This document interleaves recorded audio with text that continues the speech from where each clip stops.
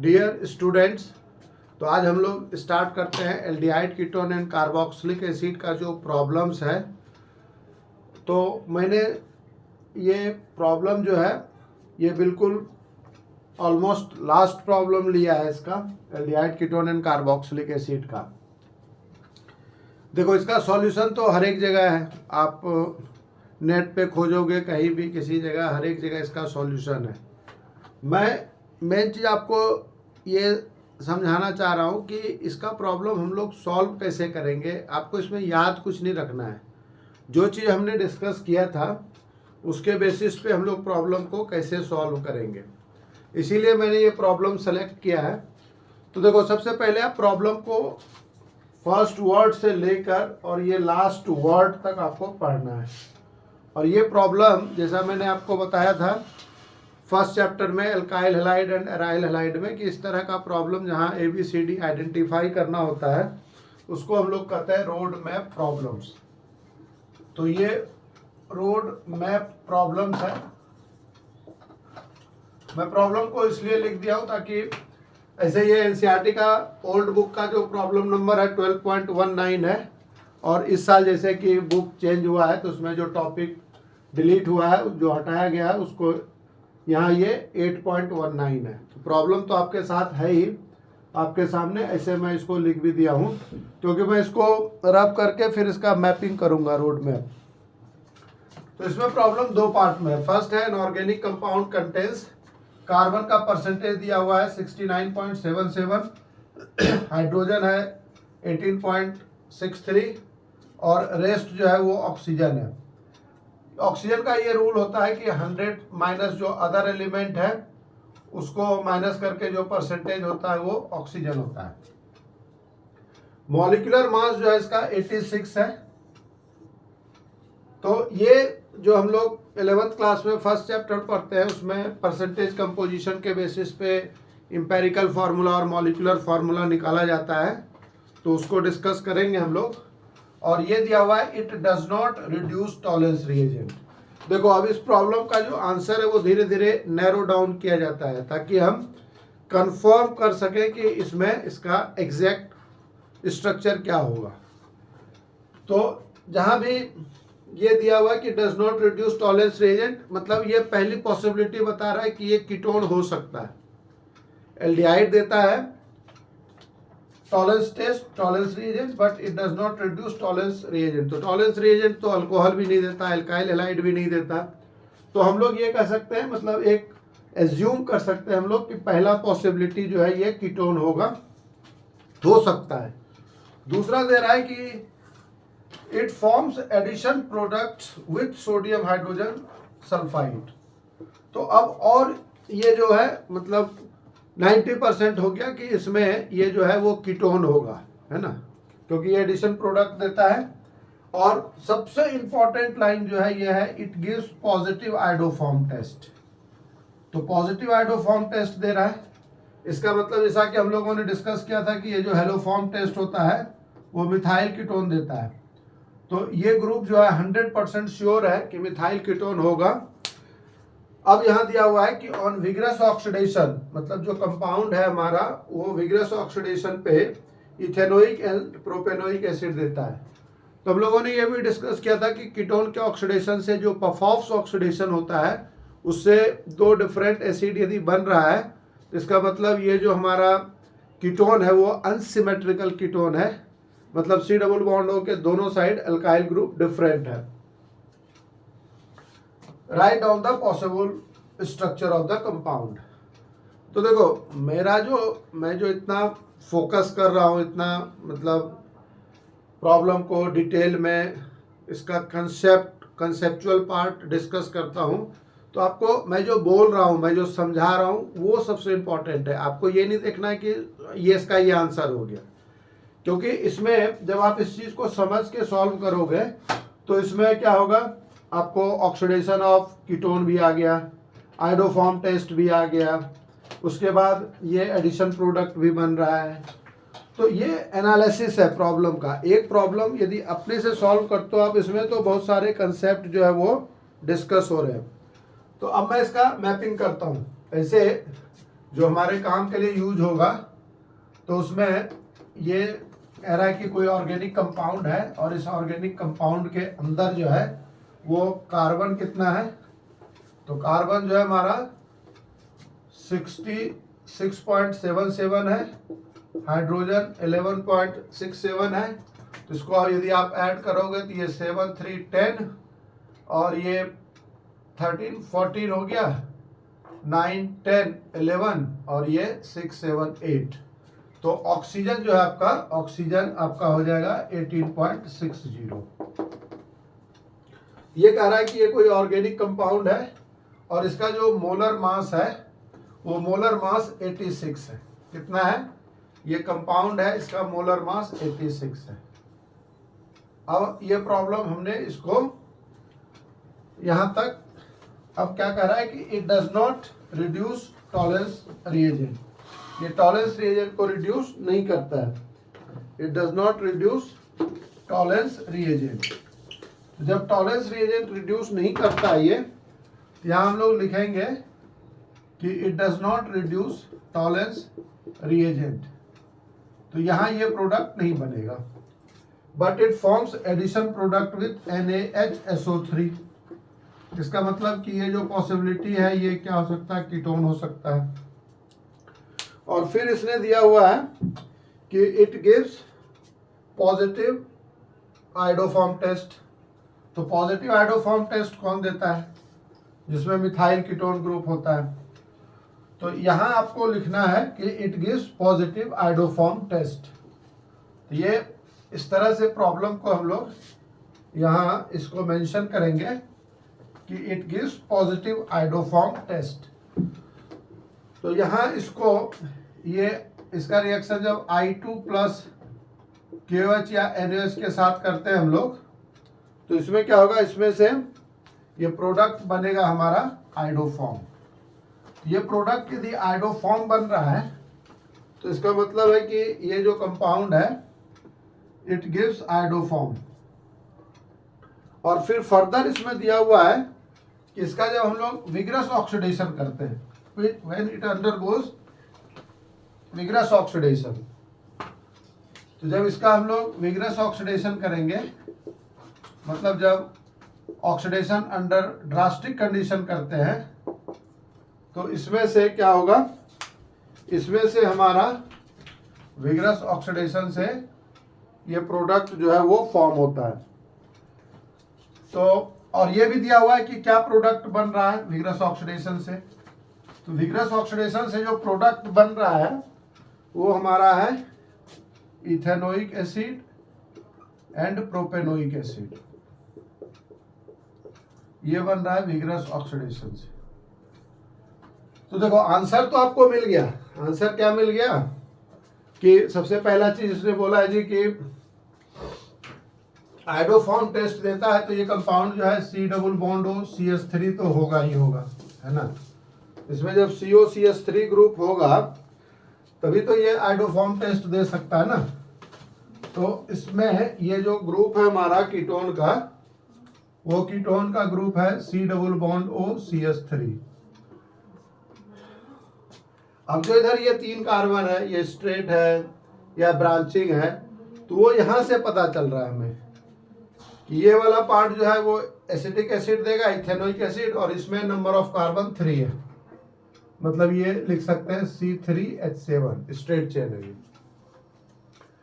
अब यदि आप इसका मॉलिक्यूलर मास ऐड करोगे तो 5 कार्बन है तो ये हो गया 60, ऑक्सीजन हो गया 16 और हाइड्रोजन कितना है 7 3 10, इसका मोलर मास 86 हो गया।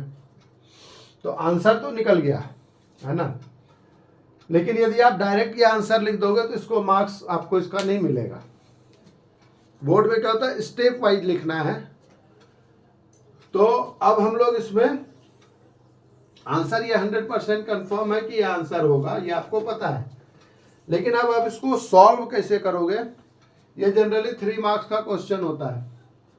तो अब मैं क्या कर रहा हूं, इसको ये तो सारा मैंने समझा दिया, ये वाला पार्ट यूज कर लिया क्योंकि ये एसीटोन है, मतलब ये जो है 1 2 5 कार्बन है तो ये हो गया पेंटेन 2 ऑन, तो पेंटेन 2 ऑन है, तो पहला चीज़ यहाँ लिखोगे आप कि ये टॉलरेंस टेस्ट नहीं देता, it does not gives tolerance test. उसका रिएक्शन NaHSO3 के साथ करेंगे तो एडिशन प्रोडक्ट आप ऐसे दिखा दोगे कि यहाँ OH है और ये जो है SO3Na बना। और जब इसका रिएक्शन करोगे आप किसके साथ, आयोडीन और KOH के साथ, तो आयोडीन और KOH के साथ ये आयोडोफॉर्म टेस्ट बनाएगा, मिथाइल कीटोन है, तो I2 प्लस KOH, ये प्रोडक्ट बन गया CHI3 और ये वाला पार्ट ऑक्सीडाइज हो जाएगा C3H7 COONA प्लस NaI। और ऑक्सीडेशन में ये तो कह ही रहा है, इसको तो कुछ करना ही नहीं हमें, ये कह रहा है कि इसके ऑक्सीडेशन से, विग्रस ऑक्सीडेशन से ये बनता है। अब आपको ये पार्ट यूज करना है, ये पार्ट यूज करना है।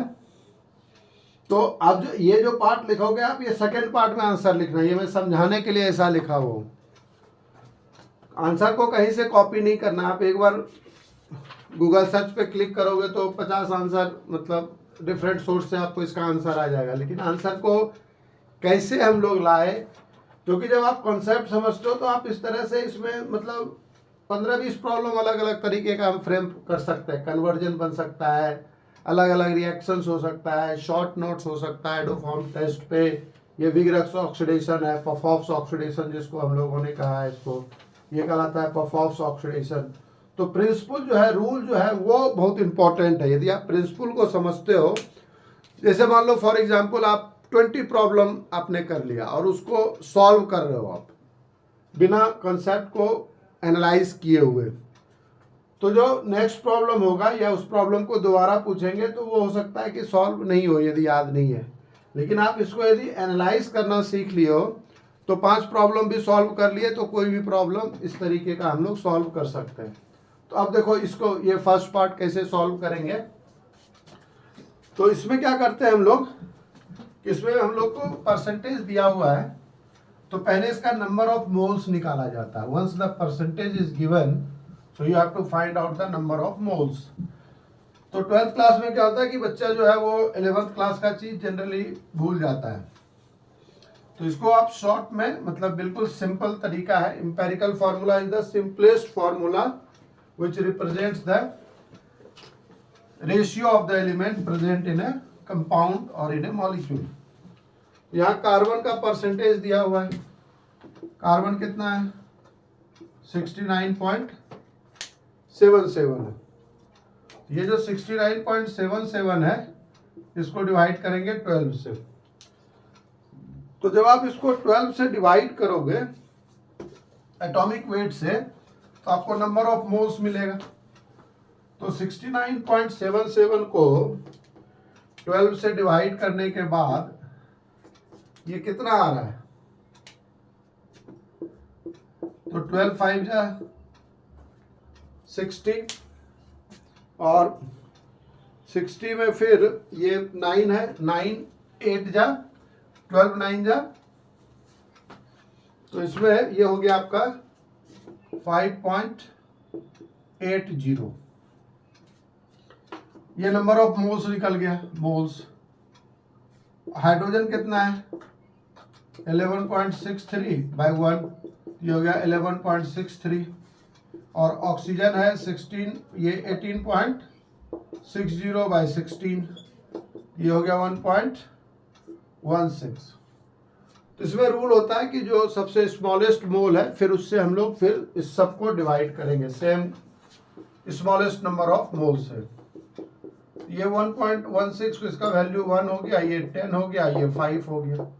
तो जो इंपेरिकल फार्मूला आपका निकला, इंपेरिकल फार्मूला वो निकल गया C5H10O। अब आपको इसके हेल्प से मॉलिक्यूलर फार्मूला निकालना है।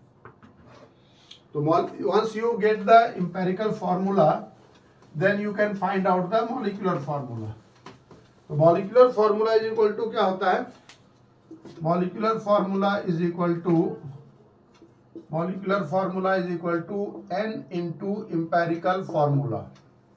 n इंटू इम्पेरिकल फॉर्मूला, और n का वैल्यू क्या है, n कहलाता है molecular formula weight upon empirical formula wait.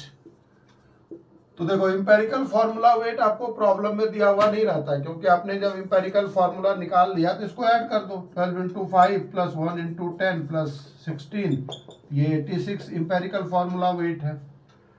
और आपको याद है कि इस प्रॉब्लम में ऑलरेडी ये डेटा दिया हुआ था कि इसका जो मॉलिक्यूलर मास है वो 86 है, इसका जो n का वैल्यू है वो 1 होगा।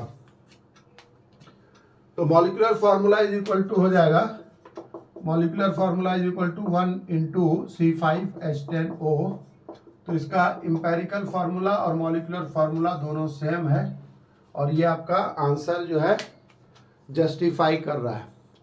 तो इस फार्मूला, ये जो परसेंटेज कंपोजिशन था, इससे आपका क्या निकल गया, इससे आपको निकल गया मॉलिक्यूलर फार्मूला, और बाद में हमने एनालिसिस किया था। तो जो हमने प्रॉब्लम को डिस्कस किया है, तो प्रॉब्लम का पार्ट ए ये है और बी पार्ट जो हमने पहले डिस्कस किया था। तो ये आप बोर्ड में ऐसे मार्किंग होती है, ये 1.5 मार्क्स इसका मिलेगा, और जो नेक्स्ट पार्ट किए थे हम लोग उसका 1.5 है, तो टोटल आपको इसका 3 मार्क्स मिलेगा। ये प्रॉब्लम जो है वो स्टेप वाइज, थोड़ा लेंथी प्रॉब्लम है, आपको स्टेप वाइज बनाना है, पहले ये पार्ट करोगे फिर वो पार्ट, तो आपको इसका फुल मार्क्स मिलेगा। फिर हम लोग नेक्स्ट प्रॉब्लम डिस्कस करते हैं। तो अब हम लोग ये नेक्स्ट प्रॉब्लम डिस्कस करते हैं। ये प्रॉब्लम नंबर 12.10 है और न्यू बुक में ये 8.10 है। तो यहाँ देखो ये दिया हुआ है, an organic compound with molecular formula C9H10O। तो इसमें क्या दिया हुआ है, ये दिया हुआ है C9H10O फॉर्म्स 2,4-DNP डेरिवेटिव। तो इसका मतलब है कि ये 2,4-DNP डेरिवेटिव बना रहा है, मतलब कंपाउंड में कार्बोनिल ग्रुप होगा। एंड रिड्यूस टॉलेंस रिएजेंट, तो टॉलेंस रिएजेंट है तो एल्डिहाइड होगा। And it undergoes Cannizzaro's reaction, Cannizzaro's reaction मतलब इसमें अल्फा हाइड्रोजन नहीं होगा, मतलब अल्फा कार्बन नहीं होगा इसमें। And on vigorous oxidation it gives benzene 1,2। यहाँ देखो, यहाँ आपको कंफर्म आंसर दिया हुआ है कि ये जो ग्रुप है ये बोल रहा है कि ये जो है COH दे रहा है। Vigorous oxidation it gives 1,2 benzene dicarboxylic acid, identify the compound. अब इसको हम लोग क्या करेंगे, रोड मैप प्रॉब्लम के फॉर्म में कन्वर्ट कर लेंगे। तो ये फॉर्मूला क्या है हमारा, C9H10O है, और ये 2,4-DNP डेरिवेटिव बना रहा है। इट रिड्यूसेस टॉलेंस रिएजेंट, ये जो है ये क्या कर रहा है, टॉलेंस रिएजेंट रिड्यूस कर रहा है, और विग्रस ऑक्सीडेशन से ये कंपाउंड बनता है। तो ये देखो इसके विग्रस ऑक्सीडेशन से ये बना हुआ है, ये हमने लिख दिया कि जिसके विग्रस ऑक्सीडेशन से ये बन रहा है। दूसरा कहता है कि it reduces Tollens reagent, it reduces Tollens reagent means it must have aldehyde group. और फिर क्या कह रहा है, it gives 2,4-DNP derivative, 2,4-DNP derivative दे रहा है, तो इस कंपाउंड में जो है ये कार्बोनिल ग्रुप है, H है। And it undergoes Cannizzaro's reaction, Cannizzaro's reaction जो है उसमें अल्फा हाइड्रोजन प्रेजेंट नहीं होगा। अब देखो यहाँ C9H10O है, तो जब भी कार्बन और हाइड्रोजन का नंबर ऑलमोस्ट सेम हो तो इसका मतलब ये कंपाउंड एरोमेटिक कंपाउंड है। तो एरोमेटिक कंपाउंड है तो बेंजीन रिंग होगा, है ना। और देखो ये जो बोर्ड में आप एग्जामिनेशन हॉल में जो प्रॉब्लम सॉल्व करोगे तो सारे इंफॉर्मेशन को आपको यूज करना है, क्योंकि ये जो रिटन एग्जाम है, ये जो बोर्ड एग्जाम है या कोई भी रिटन एग्जाम होता है, तो ये आपका रिटन कम्युनिकेशन जो है वो चेक करता है टीचर, मतलब उसमें कि आपने सारे इंफॉर्मेशन को यूज किया या स्टेप वाइज नहीं किया है, क्योंकि इसी के बेसिस पे जो है स्कोरिंग होती है, इसी के बेसिस पे आपको स्टेप वाइज मार्क दिया जाता है। तो आप लिखोगे इसको कि since it reduces Tollens reagent so the compound should not have alpha carbon, that's why there is no alpha hydrogen. And on vigorous oxidation it gives 1,2 benzene dicarboxylic acid and it reduces tolerance reagent, so there must be aldehyde group. तो यहाँ benzene ring है और ये CHO है, क्योंकि आपको पता है कि इसमें अल्फा हाइड्रोजन नहीं है, तो ये केनिजारोज रिएक्शन देता है। और जब ये केनिजारोज रिएक्शन देगा तो इसमें हमने 7 कार्बन इंक्लूड किया और मॉलिक्यूलर फार्मूला C9 है। तो C9 है, तो देखो अब इसमें जो एल्काइल ग्रुप है वो केवल इसी पोजीशन पे हो सकता है, क्योंकि इसके ऑक्सीडेशन से ये COH बना हुआ है, ये C2H5 बनता है। यहाँ जो है C2H5 अटैच करेंगे, ये आपका कंपाउंड हो गया। इसी का जब हम लोग यूज करेंगे सारे इंफॉर्मेशन को, जैसे ये दिया हुआ है इट रिड्यूसेस टॉलेंस रिएजेंट, तो ये टॉलेंस रिएजेंट रिड्यूस करेगा, मतलब टॉलेंस रिएजेंट में ये माइनस बन जाता है, ये C2H5 बन जाएगा। 2,4-DNP डेरिवेटिव देगा, जैसा कि आपको मैंने कल भी बताया था जिस समय हम लोग ये डिस्कस कर रहे थे कि 2,4-DNP डेरिवेटिव क्या होता है, ये होता है NH2NH और ये NO2 सेकेंड नंबर पे और फोर्थ नंबर पे NO2 होता है। इसको कहते हैं 2,4-डाई नाइट्रो फिनाइल हाइड्राजीन। तो इसको कहते हैं हम लोग, इसी का नाम होता है, it is also known as Brady's reagent. जैसे कई बार बोर्ड में 1 मार्क के क्वेश्चन में पूछ देगा which of the following is known as Brady's reagent. तो यहाँ क्या करना है आपको, ये ऑक्सीजन है ना, ये ऑक्सीजन और ये हाइड्रोजन रिमूव हो जाएगा इससे।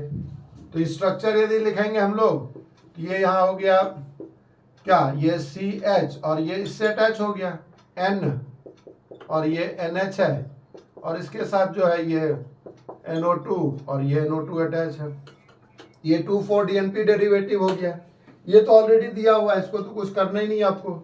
और ये केनिजारोज रिएक्शन है, तो केनिजारोज रिएक्शन में एक मॉलिक्यूल क्या होता है, ऑक्सीडाइज होता है और C2H5 एज इट इज रह जाएगा, और एक मॉलिक्यूल क्या होता है, ये एक मॉलिक्यूल रिड्यूस होता है, तो ये CH2OH हो जाएगा, ये C2H5 हो गया। इस तरीके से आप इसको इजीली एनालाइज कर सकते हो। अब हम लोग फिर इसमें नेक्स्ट प्रॉब्लम डिस्कस करते हैं। तो नेक्स्ट प्रॉब्लम है ये 12.11 या 8.11 न्यू बुक के अकॉर्डिंगली। तो इसमें दिया हुआ है कि an organic compound having molecular formula C8H16O2। यहां देखो कंपाउंड का मॉलिक्यूलर फार्मूला क्या है, C8H16O2 है। और जब इसका हम लोग हाइड्रोलिसिस करते हैं H2SO4 के साथ, तो ये 2 कंपाउंड बनाता है हाइड्रोलिसिस से, H3O+। इसका हाइड्रोलिसिस करते हैं तो 2 कंपाउंड बनता है B+C। और ऑक्सीडेशन जब C का करते हैं क्रोमिक एसिड के साथ, तो ये वापस B बनता है। ये किसका हम लोग कर रहे हैं, ऑक्सीडेशन C का। और C का जब डिहाइड्रेशन करते हैं तो ये ब्यूट-2-इन बनता है। तो देखो इसको यदि आप सही ढंग से एनालिसिस करोगे तो ये काफी इजी है, बहुत ही सिंपल प्रॉब्लम है। और इसमें मैं देखता हूँ बच्चे को बहुत ज़्यादा प्रॉब्लम कंफ्यूजन होता है, पहले वो फंक्शनल ग्रुप डिसाइड नहीं कर पाता। फिर ये देखो ये रोड मैप प्रॉब्लम है, इसका एक जो सिंपल मेथड है, जो थंब रूल है इसका, उसके अकॉर्डिंगली हमें प्रोसीड करना है।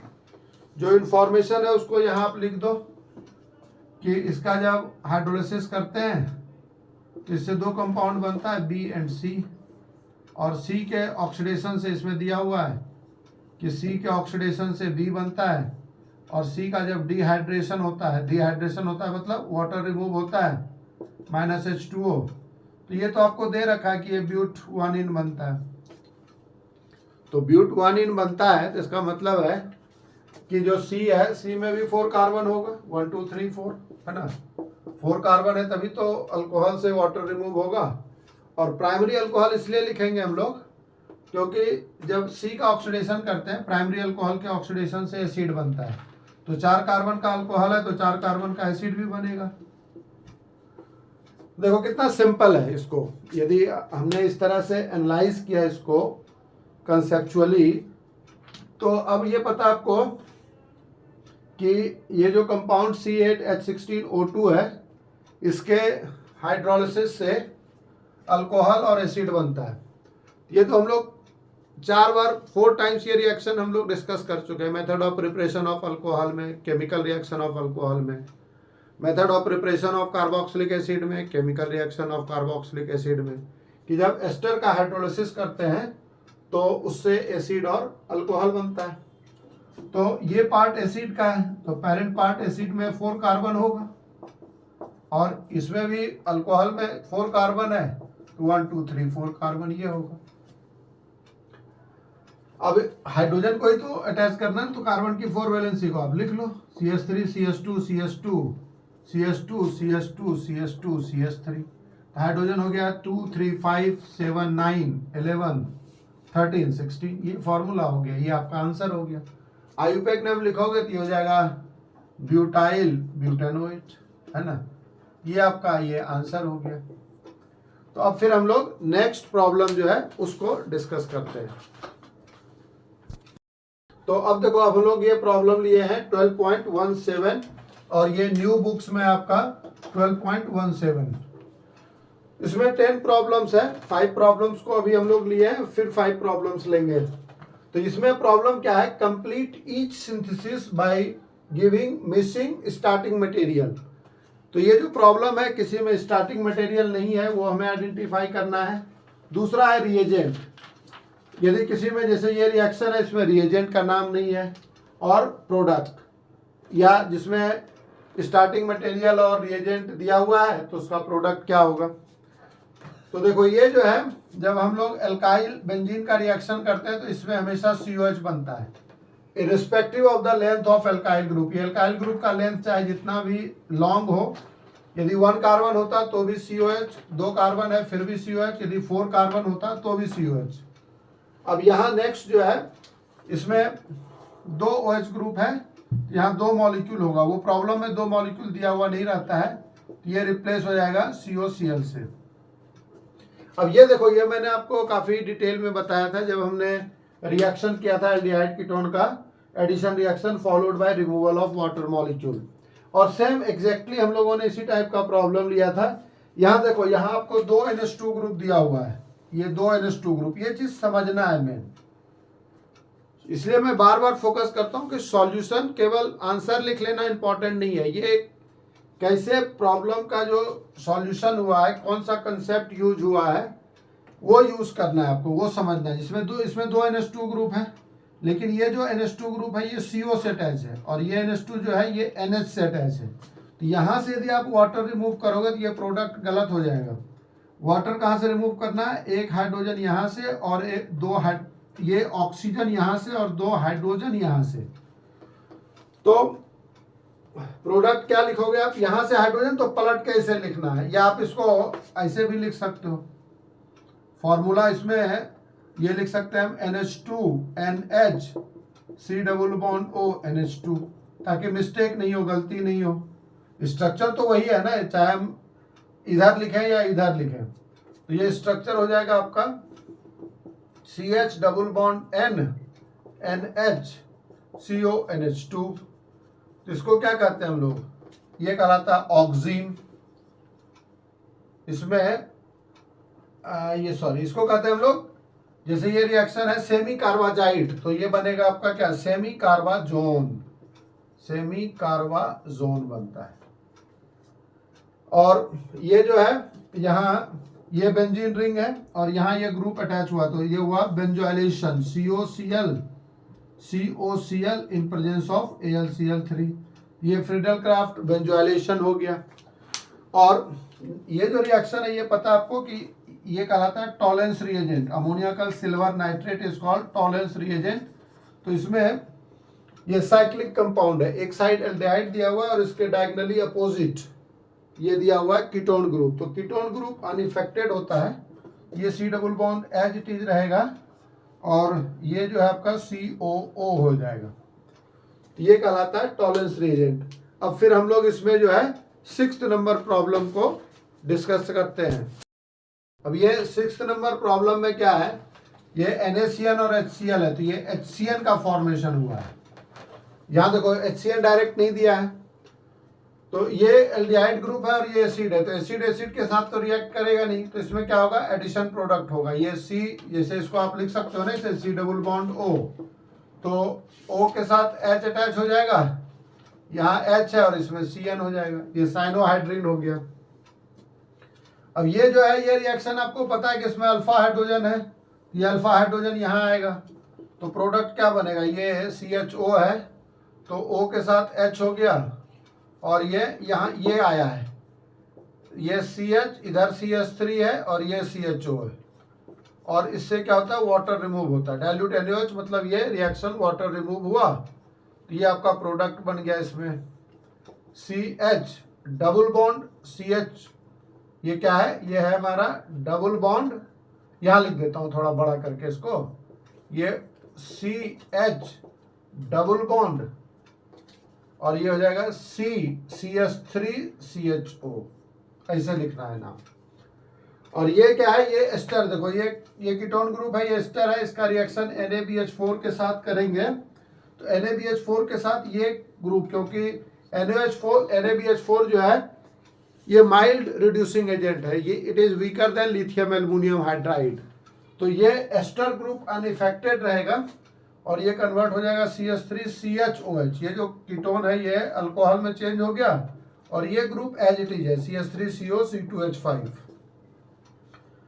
अब यहाँ ये पूछ रहा है कि जो ये OH है तो OH का जब हम लोग रिएक्शन यहाँ रिएजेंट दिया हुआ है CrO3 तो क्या बनेगा ये प्रोडक्ट, तो अल्कोहल है, आपको पता है कि ये पार्शियल ऑक्सीडेशन होता है, माइल्ड ऑक्सीडाइजिंग एजेंट है तो डबल बॉन्ड O में कन्वर्ट हो जाएगा। ये CH2 ये रिंग के साथ CH2 ग्रुप है और यहाँ ये जो प्रोडक्ट है ये दिया हुआ हमको CHO, मतलब ये दिया हुआ ऑलरेडी, इसमें मिसिंग एलिमेंट जो है वो बताना है हमें। तो ये जो है ये हमने डिस्कस किया था हाइड्रोबोरेशन ऑक्सीडेशन प्रोसेस, जिससे कि अल्कोहल का फॉर्मेशन होता था। यहाँ आप लिख दोगे पहला step BH3 in presence of कोई भी वीक रिड्यूसिंग एजेंट, मतलब ये ले सकते हो आप जो इनर्ट मीडियम है THF, मतलब टेट्राहाइड्रोफ्यूरॉन, और इसका रिएक्शन H2O2 के साथ अल्कली मीडियम में करते हैं तो इससे अल्कोहल बनता है। और अल्कोहल फिर यहाँ 3 लिखना पड़ेगा, 3, ये PCC पिरीडियम क्लोरोक्रोमेट, तो इसको मैं थोड़ा सा इलॉबरेट कर देता हूँ प्रॉब्लम नंबर 10 को। तो 10 में हाइड्रोबोरेशन ऑक्सीडेशन होता है, तो पहले ये जो है हाइड्रोलिसिस करने के बाद ये क्या बनता है, ये अल्कोहल बनता है। तो मैं 10th को इलॉबरेट करके लिख रहा हूँ, इसको ऐसे दोबारा लिख रहा हूँ इसको कि ये OH है, इसका रिएक्शन पहला हम लोग BH, इसमें ये डबल बॉन्ड है ना, डबल बॉन्ड एल्कीन टाइप का, तो BH3 से रिएक्शन करते हैं और दूसरा करते हैं हम लोग H2O2 फॉलोड बाई OH। तो यहाँ डायरेक्ट ये प्रोडक्ट दिया हुआ है, मैं समझाने के लिए ये लिख रहा हूँ कि बीच में ये क्या करता है CH2OH में कन्वर्ट होता है, इससे ये CH2OH होगा और फिर जो रिएक्शन है इसका, चूंकि ये प्रोडक्ट हमें ऑलरेडी गिवन है कि ये प्रोडक्ट इस तरीके से बनाना है CHO, तो इसका पार्शियल ऑक्सीडेशन करेंगे, प्राइमरी अल्कोहल से एल्डिहाइड बनता है। ये बीच वाला स्टेप दिखाना नहीं है क्योंकि ये प्रोडक्ट दिया हुआ है, तो यहाँ इसको क्या करोगे आप कि इसमें थर्ड जो रिएजेंट है, जो मिसिंग रिएजेंट है, वो लिख दोगे आप PCC पिरीडियम क्लोरोक्रोमेट, पिरीडियम क्लोरोक्रोमेट, तो इससे प्रोडक्ट का फॉर्मेशन हो गया। अब यहाँ क्या है, ये एल्कीन दिया हुआ है, तो इसमें ये जो है हम लोग को बताना है कि ये carbonyl group containing compound reactant क्या है। तो इसका ओजोनलाइसिस किए हुए हम लोग, इसका जब ओजोनलाइसिस करेंगे तो ये प्रोडक्ट बना है ना, तो ये जब प्रोडक्ट बना है इसका, तो हमें बताना है इसका कि किसका ओजोनलाइसिस मतलब जो है करने से इसका फॉर्मेशन होता है। तो ये यहाँ देखो, यहाँ मैंने गलती से CH2 लिख दिया था, ये O है क्योंकि ये तो एल्कीन से बनता है ना, तो ये यहाँ ऑक्सीजन है। तो आपको पता है कि इसमें जब ये प्रोडक्ट दिया हुआ है ऑलरेडी, तो इसमें ये डबल बॉन्ड से अटैच है ऐसे, क्योंकि जब ये अटैच होता है तो इसको 2 पार्ट में ऑक्सीडाइज कर मतलब ओजोनलाइसिस करते हैं तो डबल बॉन्डेड O बनता है। तो इसमें क्या है कि if ozonised product is given you can find out the original alkene.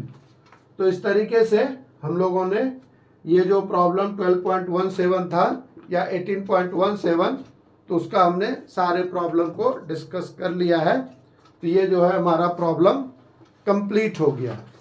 ठीक है, तो अब इसमें हम लोग जो नेक्स्ट प्रॉब्लम चूज किए हैं, सेलेक्ट किए हैं, ये 12.13 या न्यू बुक में ये 18.13। तो इसमें देखो, इसमें क्या कर रहे हैं हम लोग, इसमें जो रिएक्शन है वो आपको डिस्टिंग्विश करना है। तो बोर्ड में 3 मार्क्स का 3 प्रॉब्लम, 1 मार्क ईच जो है वो 3 प्रॉब्लम रहेगा अलग अलग चैप्टर से। मोस्टली इस चैप्टर से 2 रहता है और एक अमीन से रहता है, या कभी एक इससे, कभी अमीन से, और एक जो है वो अल्कोहल फिनॉल ईथर से। तो डिस्टिंग्विश टेस्ट में क्या करना है कि डिस्टिंग्विश टेस्ट में हम लोग ऐसा टेस्ट यूज करते हैं जो फिजिकल अपीयरेंस से पता चल जाए, और वो रिएजेंट सेम रिएजेंट यूज करेंगे। एक जो है वो पर्टिकुलर टेस्ट देगा, पर्टिकुलर कलर देगा, पर्टिकुलर स्मेल देगा, और दूसरा नहीं देता। तो देखो इसमें ये जो टोटल नंबर ऑफ प्रॉब्लम है, तो इसमें total number of problem 1 2 3 4 5 and 6, इसके अंदर हमने 6 प्रॉब्लम्स जो है वो कंसिडर किया है। पहला है प्रोपेनल एंड प्रोपेनोन, दूसरा है एसिटोफिनोन एंड बेंजोफिनोन, तीसरा है आपका phenol and benzoic acid, fourth है benzoic acid and ethyl benzoate. जैसा मुझे याद आ रहा है कि इसमें टोटल प्रॉब्लम 7 है, तो एक प्रॉब्लम 5th नंबर मैं यहाँ लिख रहा हूँ। 5th नंबर प्रॉब्लम ये है पेंटेन 2 ऑन। ये इसको आप, चूंकि प्रॉब्लम तो आपके पास है ही लिखा हुआ, तो इसको देख लेना। ये है pentane 2 on and pentane 3 on. Total इसमें 7 प्रॉब्लम्स है। तो 7 प्रॉब्लम में 5 प्रॉब्लम्स का आंसर जो है वो आयोडोफॉर्म टेस्ट के बेसिस पे होगा। तो मैं यहां लिख देता हूं ये आयोडोफॉर्म टेस्ट, अभी इसको फिर एक्सप्लेन कर देंगे। ये भी आयोडोफॉर्म टेस्ट के बेसिस पे इसको हम लोग, ये आयोडोफॉर्म है। और 3rd नंबर भी डिस्टिंग्विश करेंगे आयोडोफॉर्म टेस्ट के बेसिस पे। 6th नंबर भी डिस्टिंग्विश करेंगे आयोडोफॉर्म टेस्ट के बेसिस पे, और 7th नंबर भी डिस्टिंग्विश करेंगे आयोडोफॉर्म टेस्ट के बेसिस पे। तो मैंने आपको पहले बताया था कि आयोडोफॉर्म टेस्ट में जो कंडीशन है वो मिथाइल कीटोन ग्रुप होना चाहिए। तो मैं क्या करता हूं, यहां जैसे डिस्टिंग्विश टेस्ट में एक टेबल बनाते हैं हम लोग, टेबुलर फॉर्म। जैसे सपोज ये 1st नंबर है, ये स्ट्रक्चर है CH3 CH2 C double bond OH का, और ये प्रोपेनोन का CH3 CO CH3 का। तो ऐसे टेबुलर फॉर्म में यहाँ आप लिख दोगे I2 प्लस KOH, और यहाँ भी लिखोगे I2 प्लस KOH। तो देखो इसमें ये मिथाइल कीटोन ग्रुप है और इसमें मिथाइल ग्रुप नहीं है, इसलिए ये आयोडोफॉर्म टेस्ट नहीं देगा। यहाँ आप लिखोगे CHI3। दूसरा पार्ट रिएक्शन का हम लिख सकते हैं CH3COK, ये लिखना जरूरी नहीं है लेकिन आप लिख सकते हो, इसमें दिक्कत नहीं है। ये जो CHI3 है ये आयोडोफॉर्म है, नहीं मुझे पता नहीं कि शायद ये येलो पैच पे, मतलब जो पैच आता है बोर्ड पे उस पे तो नहीं आ रहा ये, तो कोई बात नहीं, ये आपको समझना है, सीखना है इसमें। तो ये जो है ये आयोडोफॉर्म है, ये येलो क्रिस्टलाइन सॉलिड होता है, येलो क्रिस्टलाइन सॉलिड होता है। तो आप ये कहोगे कि जी it gives yellow crystalline solid and it is specific in colour as well as ये जो स्मेल होता है इसका, ये स्पेसिफिक स्मेल होता है, कैरेक्टरिस्टिक स्मेल, इसको कहते हैं हम लोग hospital smell, hospital smelling substance है। तो जैसे ही आयोडोफॉर्म का फॉर्मेशन होगा तो ये इंडिकेट करेगा कि इसमें मिथाइल ग्रुप का प्रेजेंस है, तो हम लोग इसको डिस्टिंग्विश कर सकते हैं।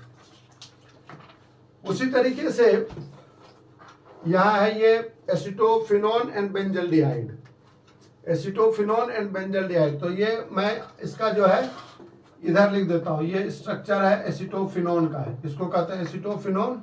और बेंजोफिनोन में दोनों साइड जो है वो फिनाइल ग्रुप होता है, C डबल बॉन्ड O के दोनों साइड जब फिनाइल ग्रुप होगा तो इसको कहते हैं हम लोग, ये कहलाता है बेंजोफिनोन।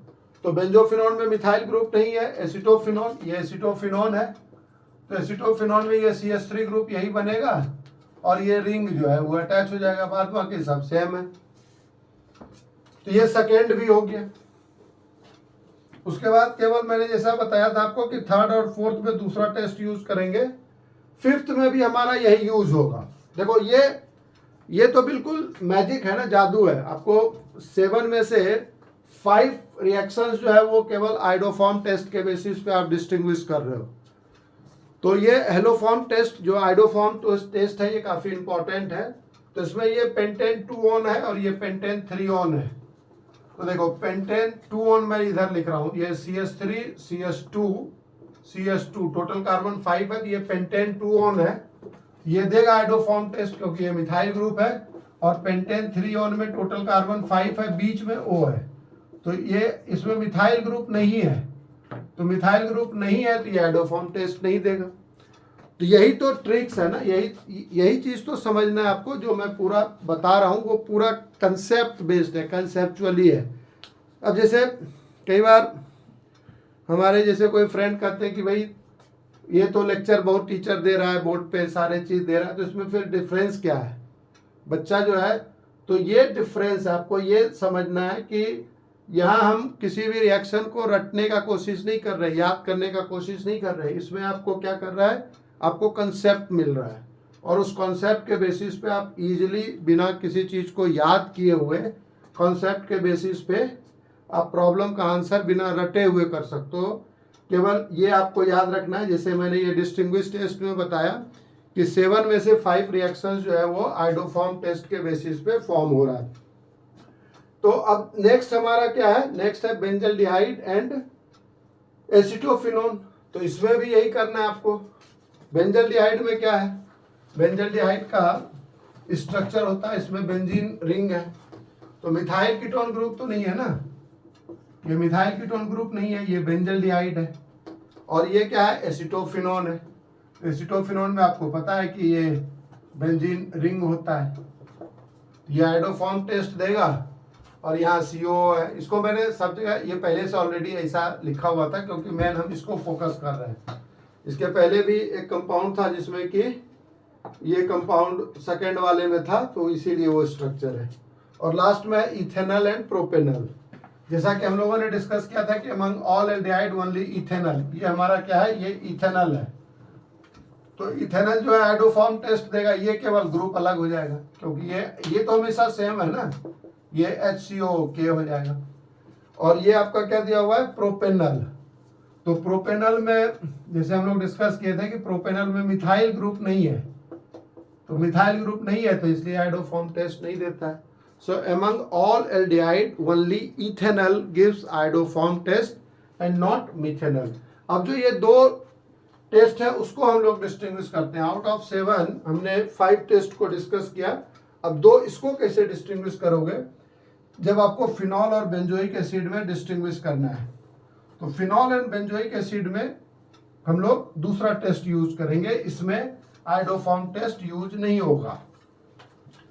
तो जैसे देखो फिनॉल एंड बेंजोइक एसिड, तो फिनॉल जो है ऑल है, all phenol, enol gives what, it gives violet colouration with FeCl3। तो यदि हम लोग फिनॉल का रिएक्शन करेंगे तो ये जो है वायलेट कलर देता है, और बेंजोइक एसिड का यदि रिएक्शन करते हैं तो ये बफ कलर्ड देता है। दोनों में प्रोडक्ट का फॉर्मेशन होता है क्योंकि फिनॉल भी एसिडिक है और बेंजोइक एसिड भी एसिडिक है, तो ये रिएक्शन FeCl3 के साथ होता है। तो आप यहां लिख दोगे phenol plus FeCl3 it gives violet colour, violet colour. ये फिनॉल का टेस्ट है। और बेंजोइक एसिड का यदि हम लोग रिएक्शन करते हैं FeCl3 के साथ, ये बफ कलर्ड सॉल्यूशन बनता है। इस तरह से हम लोग डिस्टिंग्विश कर सकते हैं। और ये जो हमारा नेक्स्ट है, लास्ट जो है वो है बेंजोइक एसिड, ये रिएक्शन नंबर आपका है 5। तो बेंजोइक एसिड है और दूसरा क्या है, इथाइल बेंजोएट, इथाइल बेंजोएट, मतलब बेंजोइक एसिड में हाइड्रोजन जो है वो रिप्लेस हुआ है इथाइल ग्रुप से, इसको कहते हैं हम लोग इथाइल बेंजोएट। तो इसका रिएक्शन जैसे हम लोग करते हैं NaHCO3 के साथ, और ये रिएक्शन करेंगे NaHCO3 के साथ, तो इसमें रिएक्शन नहीं होगा। और इसमें क्या होगा आपका, इसमें इवाफ्रेंस बनता है, इवाफ्रेंस मतलब इसमें CO2 का जो है वो CO2 इवॉल्व होता है। तो इससे ये पता चल जाएगा कि जब इसमें फॉर्मेशन हो रहा है इवाफ्रेंस का, मतलब वो जो है CO2 उसमें इवॉल्व होता है, इसका मतलब ये बेंजोइक एसिड है और ये टेस्ट नहीं देता है। तो इस तरीके से हमने ऑलमोस्ट हर एक टाइप का प्रॉब्लम जो है वो डिस्कस कर रखा है। तो अब जितना भी प्रॉब्लम है कन्वर्जन का, मैं एक सेपरेट स्पेशल आपको ट्रिक्स बताऊंगा, जैसा मैं आपको बार बार बता रहा हूं। तो नेक्स्ट जो है कल का जो क्लास है, इसे तो ये सीरीज हम बना रहे हैं स्पेशली बोर्ड को ध्यान में रख के, जो हर एक बोर्ड के लिए अप्लीकेबल होगा। तो कल जो हम डिस्कस करेंगे कन्वर्जन का स्टेप्स, वो बहुत ही इंपॉर्टेंट है, वो ट्रिक्स है, वो ट्रिकी मेथड है, वो मतलब कॉन्सेप्ट बेस्ड है, वो किसी भी बुक में उस तरीके से एनालिटिकली उसको दिया हुआ नहीं है। और उसके बाद मैं लास्ट जो ऑर्गेनिक केमिस्ट्री का टॉपिक है अमीन्स, क्योंकि उसमें वो आपको हेल्प होगा। तो कन्वर्जन का स्टेप्स डिस्कस करेंगे, और इसका हमने हर एक टाइप का प्रॉब्लम डिस्कस कर लिया है। और इसका जो कन्वर्जन है वो टिप्स के बाद जब मैं स्टेप्स बताऊंगा आपको, तो उसके बाद आप सॉल्व कर लोगे। आप सब्सक्राइब जरूर करना, और ये आगे अपने फ्रेंड्स को भी फॉरवर्ड करना। और उसके बाद हम लोग देखते हैं कि कितना और सिंप्लीफाई कर सकते हैं हम लोग, ताकि वो स्टूडेंट के लिए काफ़ी हेल्पफुल हो और आपको मैक्सिमम मार्क्स जो है वो मिल सके। So then see you in the next lecture.